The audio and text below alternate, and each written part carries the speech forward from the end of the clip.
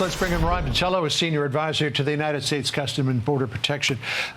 So officials, as you saw there, pointing fingers at Eric Adams, saying, you're the mayor of this place. Can't you do more? He's basically saying he's got nothing to do with the rules. He just carries out the rules. What do you say to that? Well, these policies are destructive. The mayor was leaning in to help. You remember Tom went down there. The secretary has been very forceful on the idea. She put out her hand yesterday in leadership saying, hey, let's fix this problem with sanctuary cities. What are these cities trying to do? These people are in the country illegally, and they've committed crimes against the citizens of New York. We're grateful that that officer used his training to save himself and his friend, and we're also grateful for the first responders that helped save him in this area.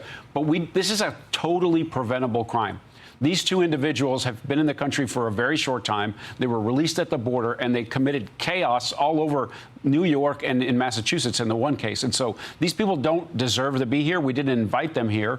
And when they get arrested for other crimes in communities, they should be turned over to ICE so they can be removed. But as the mayor of a city like New York, I mean, could Adams be doing more? Remember everything Giuliani did with New York back in the 1990s. It starts with Will. He has to get on his bully pulpit and get the city council or whatever the government structure is in the city and the bureaus to say, hey, we did not have to do this. It is very clear that these people are going to continue to commit crimes. That is why they're here, some of them. And so ending the policy that sanctuaries people who are in the country illegally and commit crimes needs to happen. The chief of NYPD department, John Schell, wasn't too happy about the fact that these guys were out in the streets. Listen to what he said. He had a detainer for November 6th. Mm-hmm. He was in front of a judge on November 30th, but by sanctuary city laws, they couldn't detain him.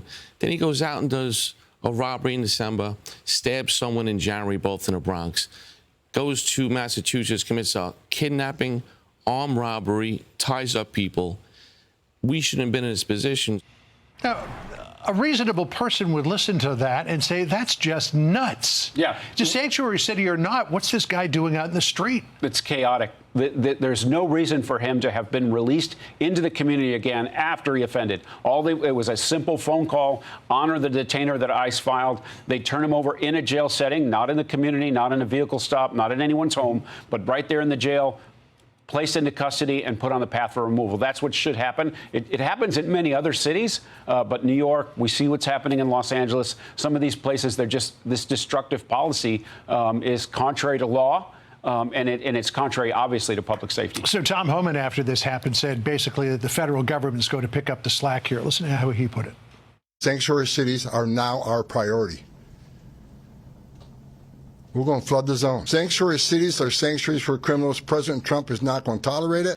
So how effective will it be for the federal law enforcement to try to do this on its own without cooperation from the NYPD? It will be more difficult. You'll need more agents. You'll need more resources. The bill that just recently got passed allows ICE to scale up. They're going to be able to hire more frontline. We are helping them in these operations. It's really important now to recognize that if someone is apprehended in a city and they're put on the path and removed from where they came, it's really hard to cross the border right now. So it's much more effective than it's ever been before. How many people were you saying crossed the border yesterday? Last night, the 24-hour count was like 92 people. 92 people as opposed to 8,000. That's right. That's right.